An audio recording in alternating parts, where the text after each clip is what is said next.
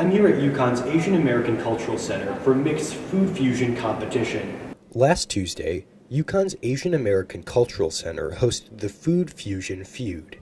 This new cooking competition is run by the student program Mixed, which seeks to promote the acceptance of individuals from different backgrounds. The goal of the competition was to create dishes that combine different cultural cuisines and promote inclusion through food. The organizers of the event were inspired to create this unique competition based on their own mixed backgrounds. I identify as mixed. I'm Puerto Rican, Panamanian, and Black. And so any family gathering that we had together, all of our food was fusion food. So I thought it would be cool to see if other people had fusion food that they came up with. There were 3 teams of students competing in the Fusion Feud, with each team putting their own multi-ethnic spin on popular dishes.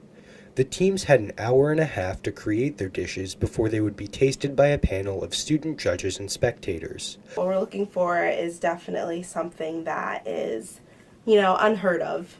So we want everyone to get as creative as possible. The more unique, the better. During this time, the teams began cutting, frying, and baking away, while student spectators waited eagerly to try these new dishes. One of the groups is making a chocolate tofu cake, and so I'm looking forward to seeing them win, baby. At the end of the hour and a half, the teams presented the judges with their dishes.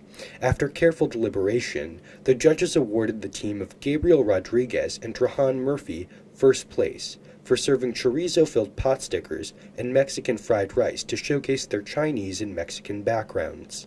The organizers of the event said they hope students of all backgrounds found a greater appreciation for different cultures and their delicious foods. We just wanted to show a way that people can show cultural appreciation without appropriating anything. Reporting for UCTV News, Khaleel Rahman.